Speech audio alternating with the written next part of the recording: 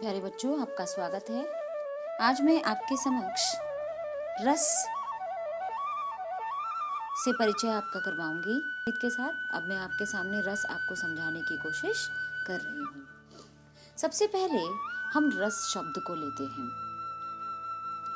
जब हम किसी भी फल का आप जूस पीने जाते हैं बाजार में, आपने ग्लास में उसका रस निकलवाया और उसका आनंद लिया, और उस रस को पीने के बाद आपको फल खाने की आवश्यकता नहीं पड़ती। उसी प्रकार जब हम, चूंकि खाद्य पदार्थों की यहाँ श्रृंखला नहीं है, कोई कुकरी शो नहीं है, यहाँ पर हम व्याकरण की बात करते हैं, हम गद्य की बात करते हैं, हम पद्य की बात करते हैं, हम साहित्य की बात करते हैं।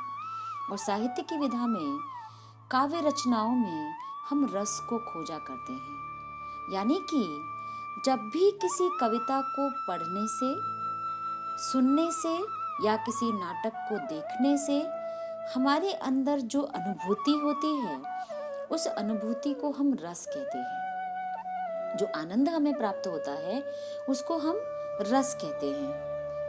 अब रसों की संख्या, भरत मुनि ने अपने नाट्यशास्त्र जो पुस्तक थी उनकी, जिसमें नाटक के मानकों को निर्धारित किया गया, उन्होंने 9 रसों की व्याख्या की, जिसमें बाद में 2 रसों को और जोड़ दिया गया, क्योंकि वात्सल्य रस और भक्ति रस। वात्सल्य रस माता पिता का या बड़ों का छोटे बच्चों के प्रति जो स्नेह होता है, कृष्ण के बचपन का सूरदास ने जो वर्णन किया है वो इतना अद्वितीय है कि किसी और कवि के द्वारा कार्य नहीं हुआ। तो कृष्ण का जो वात्सल्य वर्णन है, सूरदास को वात्सल्य रस का सम्राट कहा जाता है। तो उनके काव्य के आधार पर ही एक और रस का सृजन किया गया, उसका नाम दिया गया वात्सल्य रस, जिसमें वत्सल भाव होता है और बड़ों का छोटों के प्रति स्नेह प्रकट होता है। एक और है ईश्वर के प्रति हमारी भक्ति। वो तो ना श्रृंगार की तरह होती है, ना पुत्र की तरह, संतान की तरह, वो अलग है। यानी कि ईश्वर के लिए जो हमारा समर्पण है, जो स्तुति है, जो हमारा भाव है, उसे हम भक्ति रस के नाम से जानते हैं। रस को काव्य की आत्मा कहा गया है। यानी कि जिस कविता में आनंद नहीं हो, जिस कविता में रस नहीं हो, उसको हम कविता कहें, ये कविता के साथ अन्याय होगा। भरत मुनि ने एक परिभाषा दी, जिस परिभाषा में कहा गया, विभावानुभाव व्यभिचारी संयोगाद्र रस निष्पत्ति। यानी कि विभाव, अनुभाव और संचारी भाव मिलकर स्थायी भाव को पुष्ट करते हैं और रस की उत्पत्ति होती है। जन्म से लेकर मृत्यु तक हमारे मन में स्थायी भाव, जैसे हम गुस्सा करते हैं, रोते हैं, बिलखते हैं, परेशान होते हैं, शांत होते हैं, डरते हैं, घृणा करते हैं, ये जन्म से लेकर मरण तक हमारे मन में सदैव विराजमान रहते हैं। इन स्थायी भावों को अपने अनुकूल जैसे ही वातावरण मिलता है तो ये पुष्ट होकर हमारे चेहरे पर रस के रूप में उद्दीप्त हो जाते हैं, प्रकट हो जाते हैं। जैसे क्रोध का भाव अंदर है, जब वो स्ट्रांग होता है तब हमारा चेहरा लाल पीला होता है, हम अत्यंत रौद्र रूप में दिखाई देते हैं। हास्य का भाव मन में रहता है, लेकिन जैसे ही परिस्थिति आती है वो अनुकूलता पाकर हमारे मुख पर प्रकट हो जाता है। पहले मैं आपको स्थायी भाव बता देती हूँ जो हमारे मन में सदैव विराजमान रहते हैं, और उन 11 रसों का नाम बता देती हूँ। रति स्थायी भाव है श्रृंगार रस का। रति का मतलब होता है प्रेम, और प्रेम का आपको स्थायी भावों का मीनिंग नहीं बताना। रति है, हास है, क्रोध है, ये जिस रूप में नाम दिए गए हैं आपको परीक्षा में वैसे ही लिख। हास्य रस का स्थायी भाव, शोक करुण रस का स्थायी भाव, क्रोध रौद्र रस का स्थायी भाव, उत्साह वीर का, भय भयानक का, जुगुप्सा वीभत्स का, और विस्मय यानी कि आश्चर्य अद्भुत रस का, निर्वेद शांत रस का, वात्सल्य रस का, और देव विषयक रति भक्ति रस का। तो इस तरह से आपके 11 रस हो गए। चूंकि आपने जैसे परिभाषा सुनी, विभाव, अनुभाव और संचारी भाव जब मिलते हैं और इनके मिलने से हमारे मन का जो स्थायी भाव है वो डेवलप होता है, पुष्ट होता है, और तब रस की उत्पत्ति होती है। तो रस तक पहुंचने के लिए हमें पहले स्थायी भाव, फिर विभाव और फिर संचारी भाव समझने होंगे, तब हम रस का रूप अधिक स्पष्ट रूप से पहचान पाएंगे। अब मैं आपको स्थायी भाव बता देती हूँ। इन स्थायी भावों की संख्या 11 है और ये सदैव हमारे मन में विराजमान रहते हैं, और जैसे ही इनको परिस्थितियां प्राप्त होती हैं अपने अनुकूल, ये रस के रूप में उद्दीप्त होते हैं।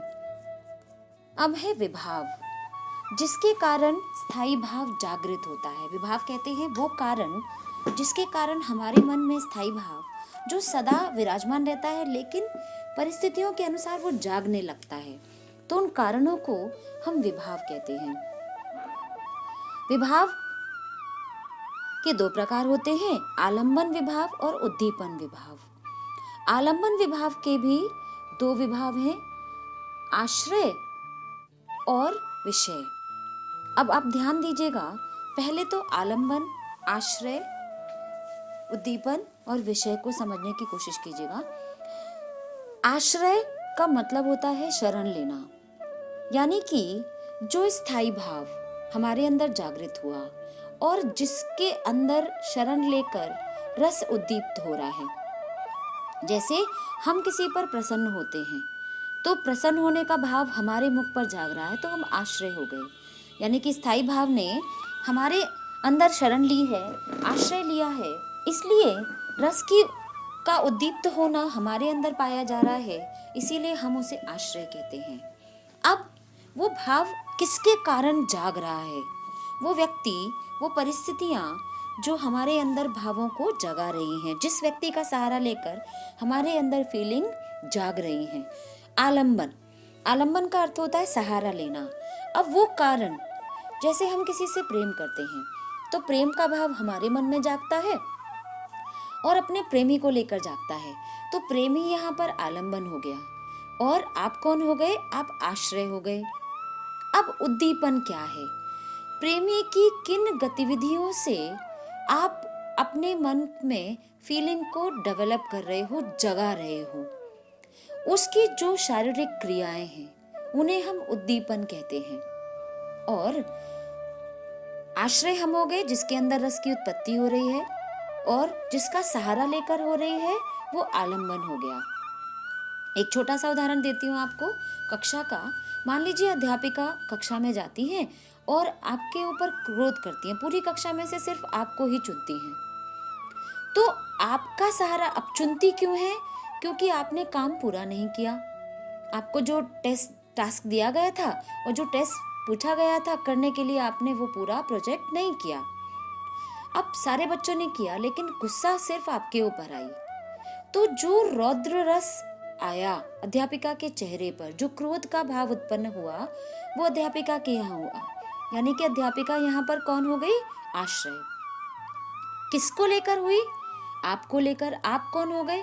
क्योंकि आपका सहारा लेकर ही आपने ही वो कारण दिए जिन कारणों से उनके अंदर क्रोध का भाव जागृत हुआ।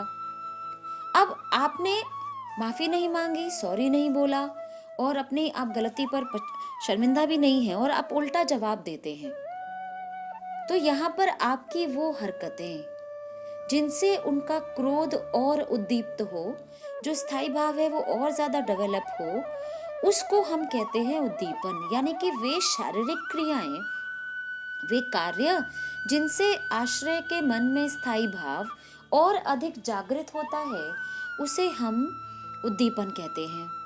अब विषय क्या है? सारी कक्षा में से आपको ही चुना गया, तो आपसे जुड़ने का जो मेन रीजन है वो हमारा विषय है।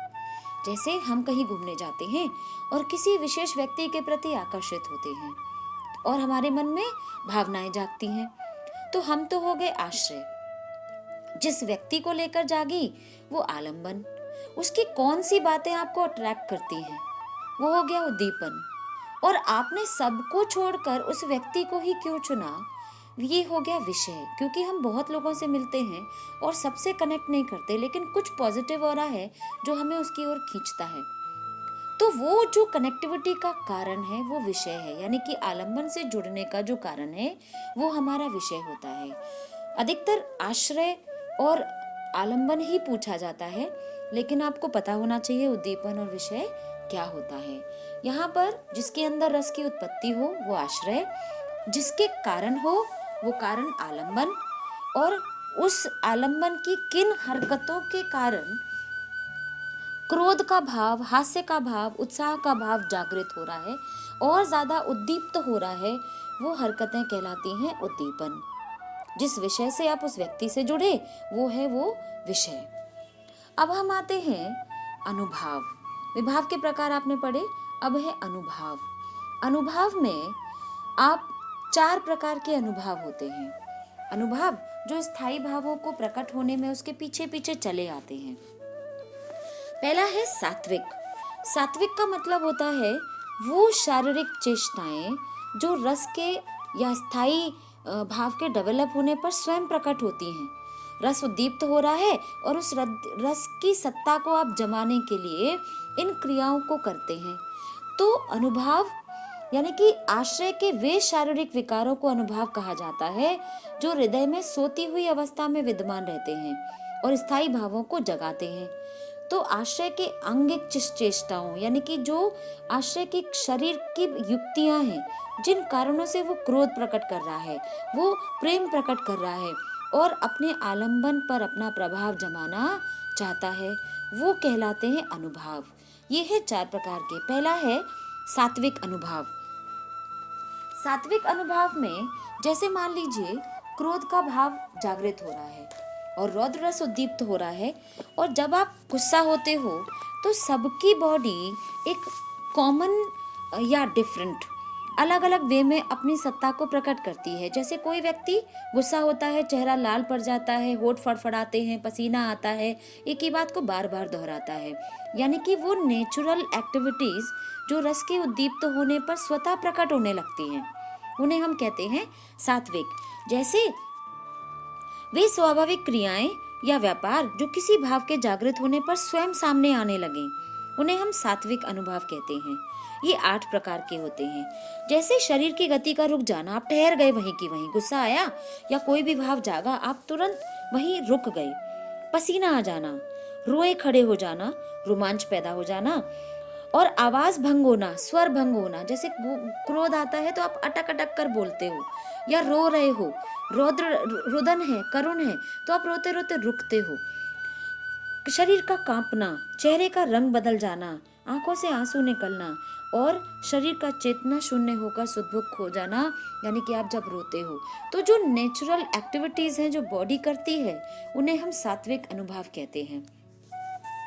अब आप ध्यान दीजिएगा कि जैसे जो यंगस्टर हैं हमारे, जब गुस्सा होते हैं, वो उन्होंने कोई सिचुएशन ऐसी दी, यानी कि कुछ मांगते हैं पेरेंट्स से, और जब वो इच्छा पूरी नहीं होती तो दीवार में हाथ मारते हैं, चीजें फेंकते हैं, कांच को तोड़ते हैं।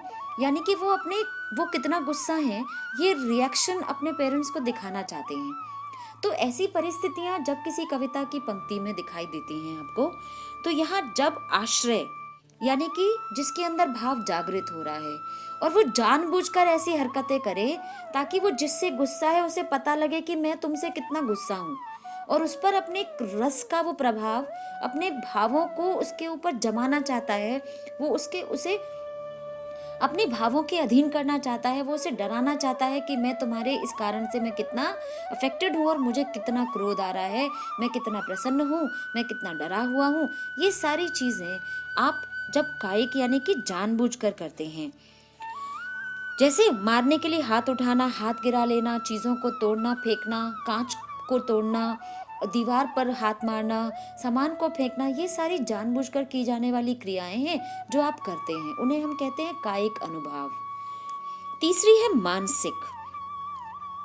जब आप मन ही मन किसी चीज को सोचते हैं और सोचने में आप इतना खुश हो जाते हैं कि आप उस स्थान पर गए भी नहीं और वो कल्पनाएं ही आपके लिए आलंबन का कार्य करती हैं, और उन कल्पनाओं के सहारे ही मन में गुदगुदाने वाली स्थिति उत्पन्न होती है और आप के अंदर स्थायी भाव जागृत होने लगते हैं। इसको हम कहते हैं मानसिक वृत्ति, जो मन की वृत्ति से उत्पन्न हो। उदाहरण के लिए प्रमोद भाव।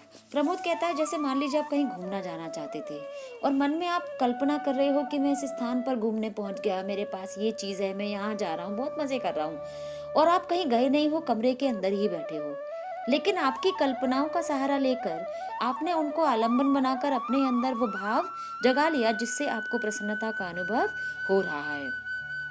यहाँ पर मानसिक अनुभव कहलाते हैं। अगला है चौथा, आहार्य।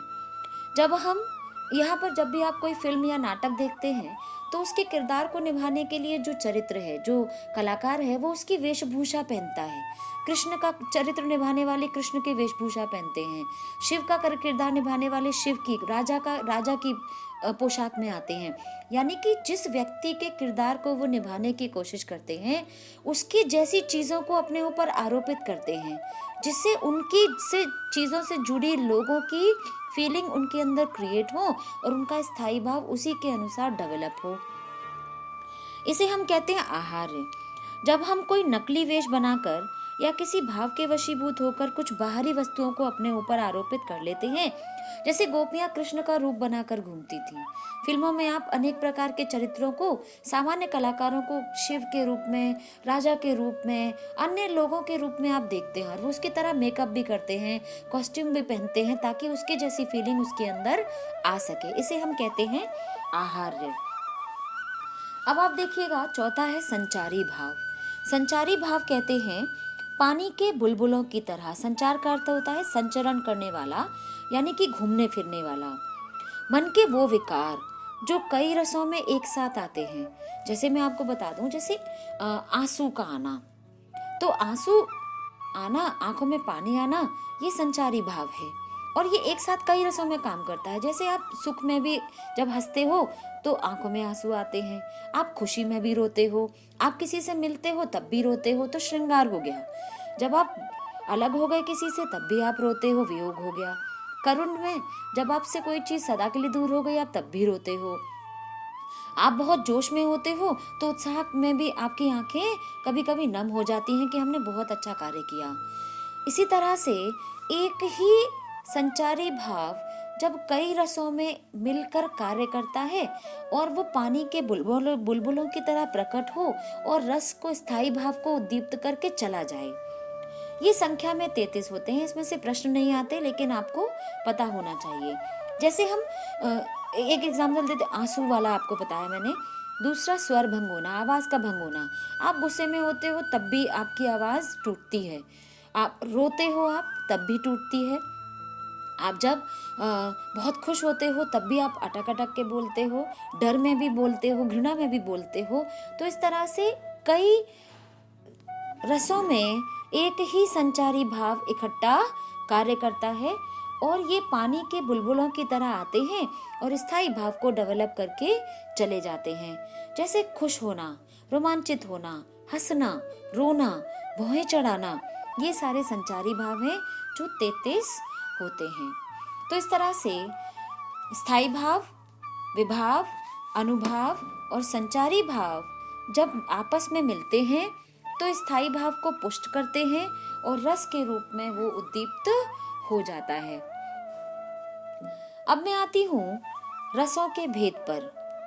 श्रृंगार रस। श्रृंगार रस के 2 भेद हैं, संयोग और वियोग। संयोग में जब नायक नायिका मिलते हैं और वियोग में जब दोनों के बीच में विरह की स्थिति आती है, दोनों अलग हो जाते हैं। जैसे गोपियों का कृष्ण से अलग हो जाना, ये वियोग है, और नायक का नायिका से मिलना, ये संयोग है। तो इस तरह से श्रृंगार का स्थायी भाव रति है और इसके 2 भेद हैं, संयोग श्रृंगार और वियोग श्रृंगार। सूर के पद में से मन की मन ही माज रही, कहिए जाए कौन पे ऊधो, नाही परत कही। अवधि आधार आस आवन की, तन मन बिथा सही।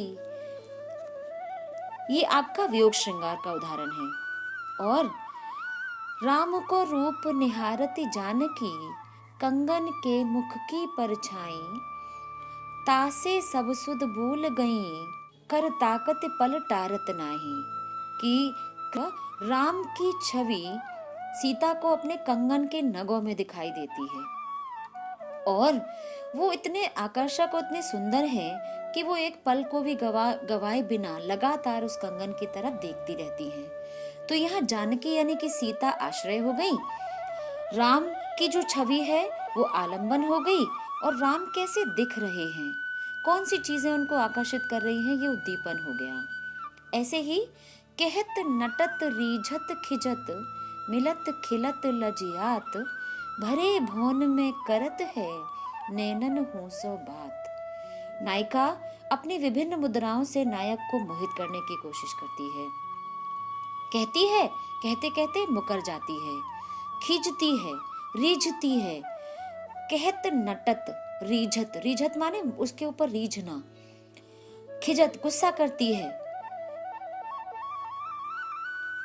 मिलत खिलत लजियात मिलती है, खुश होती है और फिर शर्मा जाती है, और भरे भवन में करत है नैनन हो सो बात, और भरे भवन में वो नेत्रों के संकेत से ही नायक के ऊपर अपनी चेष्टाओं से प्रभाव आकर्षित कर देती है, प्रभाव डाल देती है। इस तरह से यहाँ नायिका आलंबन हो गई और नायक आश्रय हो गया, और नायिका की जो शरीर की गतिविधियां हैं वो उद्दीपन का कार्य कर रही हैं, और दोनों का जुड़ना यहाँ पर विषय है। बिन गोपाल बैरिन भई कुंजे, यह लगा लता लगत अति शीतल, अब भई विषम ज्वाल की पुंजे। यहाँ गोपियाँ कृष्ण के जाने पर दुखी हैं, यहाँ गोपियाँ आश्रय हो गईं और कृष्ण यहाँ पर आलंबन हो गए। आपके पुस्तक की कई कविताओं में रस हैं, जिसमें से अट नहीं रही का पत्तों से लदी डाल, कहीं हरी कहीं लाल, कहीं पड़ी है उर में मंद गंध पुष्पमाल, पाट पाट शोभा श्री पट नहीं रही है। यहाँ श्रृंगार रस है, संयोग, प्रकृति के सुंदर वातावरण में मन में प्रसन्नता जागती है, और प्रसन्नता में प्रेम की उत्पत्ति होती है, इसलिए यहाँ पर ये संयोग श्रृंगार है। स्थायी भाव यहाँ पर रति है, और आलंबन और आश्रय आप विशेष ध्यान रखिएगा। दूसरा है यहाँ पर हमारा रस, हास्य रस। हास्य रस में स्थायी भाव है हास, और जब किसी भी प्रकार की शारीरिक चेष्टाएं, विकृत रूप, वेशभूषा, आकार या वाणी, या किसी की ऐसी गतिविधि जो औरों से वो अलग दिखा रहा हो, वहां पे हास्य रस उत्पन्न होता है। कविता में जहाँ पर हास्य के क्षण आते हैं वहां पर हास्य रस की उत्पत्ति होती है। बहुत पुराना एक उदाहरण है जो बहुत प्रसिद्ध है। विंध्य के वासी उदासी, तपोव्रतधारी महाबिन नारी दुखारी, गौतम तीय तरी तुलसी सो कथा, सुनि भे मुनि वृंद सखारे। हुए है सिला सब चंद्रमुखी, पर से पद मंजुल कंज तिहारे, कीन्ही भली रघुनायक जू, करुणा करी कानन को पगधारे। यहाँ पर विंध्याचल पर्वत के जो सभी ऋषि तपस्वी मुनि हैं वो एकांत जीवन जीते हैं, और उनको खबर लगी कि भगवान राम के पैरों के स्पर्श से शिला एक सुंदर अहिल्या स्त्री के रूप में परिणित हो गई, और अब खुशी का क्षण ये है कि राम यहाँ पर पधार रहे हैं, और यहाँ तो विंध्याचल पर्वत पर पर्वत के टुकड़े यानी कि शिलाएं ही शिलाएं हैं। तो यह हास्य का भाव है कि अब तो यहाँ पर राम के स्पर्श से बहुत सारी सुंदर स्त्रियों का सृजन होगा, तो यहाँ पर हास्य रस है। तंबूराले मंच पर बैठे प्रेम प्रताप, साज मिले 15 मिनट, घंटा भर आलाप राग में मारा गोता, धीरे धीरे खिसक चुके थे सारे श्रोता। कह काका सम्मेलन में सन्नाटा छाया, श्रोताओं में केवल हमको बैठा पाया। यहाँ पर भी हास्य रस है। अब हम आते हैं करुण रस पे। आप ध्यान दीजिएगा कि वियोग श्रृंगार में और करुण रस में क्या अंतर है। करुण रस का स्थायी भाव शोक है और वियोग का रति है। दोनों में फर्क ये है कि वियोग में नायक नायिका अलग हैं, तो संयोग की स्थिति भी आ सकती है, मिल भी सकते हैं, यानी कि वियोग संयोग में परिणत हो सकता है। लेकिन करुण रस में जो स्थायी भाव है वो शोक है। यहाँ पर कोई भी प्रिय व्यक्ति, कोई भी चीज, संपत्ति, घर, मकान, जैसे मान लीजिए घर में चोरी हो जाती है और चोरी होने पर आपका बहुत सारी संपत्ति, आपका धन चोरी हो गया, सोना चांदी चोरी हो गया। समय गुजरा और आपने फिर से आप धनवान बन गए और आपने सोना संपत्ति सब फिर से जोड़ लिया, लेकिन जो जोड़ा है वो दोबारा कमाया है, जो गया है वो कभी लौट कर नहीं आया। जो हमारे अपने हैं किसी की भी मृत्यु होती है, वो सदा के लिए हमसे दूर चले जाते हैं। तो यहाँ पर जो शोक है उस चीज़ के प्रति सदा के लिए स्थायी रूप से रहता है। तो यहाँ पर करुण रस है। यहाँ पर शोक सदैव के लिए एक चीज़ के लिए हमेशा रह जाता है। कौरवों का श्राद्ध करने के लिए या कि रोने को चिता के सामने, शेष अब है रह गया कोई नहीं, एक वृद्धा एक अंधे के सिवा। यहाँ धृतराष्ट्र और गांधारी की बात की गई है कि उसके सारे पुत्र युद्ध में मारे गए हैं और श्राद्ध करने के लिए भी अब कोई नहीं बचा है, केवल वो दोनों ही अंधे माता पिता बचे हैं। दूसरा उदाहरण है, एकाएक अर्थी पर माँ को पड़ी देखकर जीजी की गोद से कूद पड़ने के लिए करके करुण रोकर लगाने लगी पूरा जोर, जाते हैं कहाँ वे अरे माँ को लिए। माँ की मृत्यु से बेटी के मन में करुण भाव जाग रहा है और माँ की जो अर्थी है वो आलंबन का कार्य कर रही है और जो ले जा रहे हैं वो उद्दीपन का कार्य कर रही है। आपने वो गीत भी सुना है, मेरे वतन के लोगों जरा आंख में भर लो पानी, जो शहीद हुए हैं उनकी याद करो कुर्बानी। ये भी करुण रस का ही उदाहरण है। अगला रस है हमारा रौद्र रस।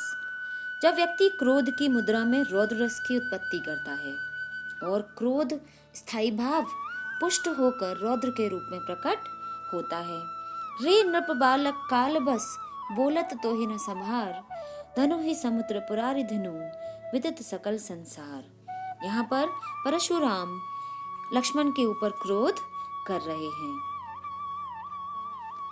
आपकी पुस्तक में ही रौद्र रस के इसी पाठ में से अनेक उदाहरण हैं।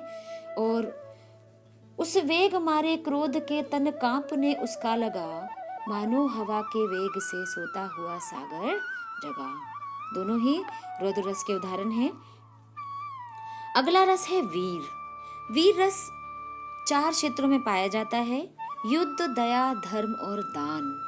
यानी कि युद्ध की कविता का अंश हो, जहाँ दान की कविता का अंश हो, धर्म की व्याख्या जहाँ हो रही हो और दया की बात जहाँ की गई हो, वहाँ पर वीर रस होता है। उसका स्थायी भाव है उत्साह। जैसे कर्ण दानी है, कर्ण के दान के जहाँ पर आए वो भी वीर रस है। जहाँ वीरता दिखाने की बात आए वहाँ पर भी वीर रस है। और जहाँ धर्म की बात की जाए, दान की बात की जाए, वहाँ सभी जगह वीर रस होता है। सूर समर करनी करही, कही न जना वही आप, विद्यमान रन पाए रिपु, कायर कतही प्रताप। यहाँ पर भी कि एक वीर है जो युद्ध में लड़कर अपनी वीरता का प्रदर्शन करता है।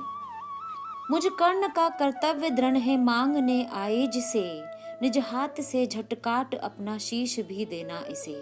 बस क्या हुआ फिर अधिक घर पर आ गया अतिथि वीरने, हूँ दे रहा कुंडल और तन प्राण भी अपना इसे। यहाँ पर दान है और वीर रस है। कर्ण अपने कवच और कुंडल को दान कर रहे हैं। वीर तुम बड़े चलो, धीर तुम बड़े चलो, सामने पहाड़ हो, सिंह की दहाड़ हो, रुको नहीं झुको नहीं, वीर तुम बड़े चलो। यहाँ पर भी वीर रस है। बुंदेले हर बोलों के मुंह, हमने सुनी कहानी थी, खूब लड़ी मर्दानी वो तो झांसी वाली रानी थी। जगी उसी क्षण विद्युत ज्वाला, गरज उठे होकर वे क्रुद्ध, आज काल के भी विरुद्ध है, युद्ध इद युद्ध बस मेरा युद्ध। ये सभी वीर रस के उदाहरण हैं। अगला उदाहरण हम रस के भेद पर पहुंचते हैं, वात्सल्य रस। वात्सल्य रस में जहाँ बड़ों का छोटे बच्चों के प्रति स्नेह का भाव होता है, वहां पर वात्सल्य रस होता है। कृष्ण यशोदा का प्रसंग बहुत आता है। यशोदा यहाँ पर आश्रय होती हैं और कृष्ण आलंबन होते हैं। कृष्ण के बाल्य जीवन का वर्णन जहाँ आपको दिखे वहाँ कृष्ण आलंबन है और यशोदा या नंद बाबा वहाँ पर आश्रय का कार्य करते हैं। तुम्हारी ये दंतुरित मुस्कान मुझे लगती बड़ी ही छविमान। यहाँ पर भी वात्सल्य रस है। और प्रिय पति वह मेरा प्राण प्यारा कहाँ है, दुख जल निधि डूबी का सहारा कहाँ है, पल पल जिसके मैं पंथ को निहारती हूँ, निश दिन जिसके ही ध्यान हूँ मैं बिताती। यहाँ पर यशोदा नंद बाबा से पूछती हैं, हे प्रियपति, मेरा वो प्राणों से प्यारा कृष्ण कहाँ है, और जिसके रास्ते को मैं निहारती हूँ वो मेरा आंखों का सहारा कहाँ है। और यहाँ पर कृष्ण आलंबन है और यशोदा माता आश्रय है। सिखवत चलत यशोदा मैया, अर बराई कर पानी गहावत, डगमगाए धरनी धरे मैया। कबहू सुंदर बदन बिलोकती, उर आनंद भरी लेत बलैया। कबहू बल को टेर बुलावते, यही आंगन खेलो दो भैया। दोनों भाइयों को, कृष्ण और बलराम को बुलाकर माता यशोदा उनको देख रही हैं, आनंद लेती हैं और दोनों आंगन में खेल रहे हैं। इस तरह से आपके 6 रसों का वर्णन आपके समक्ष प्रस्तुत किया है। आप अच्छे से अभ्यास कीजिएगा। आश्रय और आलंबन छाटना और रस का भेद, कम से कम 2 प्रश्न ऐसे आ सकते हैं जिनमें स्थायी भाव पूछे हैं और एक में रस का भेद आपको लिखना पड़ेगा। और रस के उदाहरण आप जरूर याद कीजिएगा। 6 रसों के उदाहरण आप याद कीजिएगा, क्योंकि किसी भी रस का उदाहरण लिखने के लिए आ सकता है। आश्रय आलंबन छाटने को आ सकता है, रस का भेद बताने को आ सकता है, रस का उदाहरण लिखने के लिए आ सकता है। इस तरह से आपको तैयारी करनी है और आपको 4 में से 4 अंक प्राप्त हों, इसी उम्मीद के साथ मैं रस की व्याख्या करने में सक्षम रही हूँ। इस उम्मीद के साथ मेरा योगदान आपके किसी कार्य आ सके, इसी उम्मीद के साथ बहुत बहुत आभार, बहुत बहुत धन्यवाद।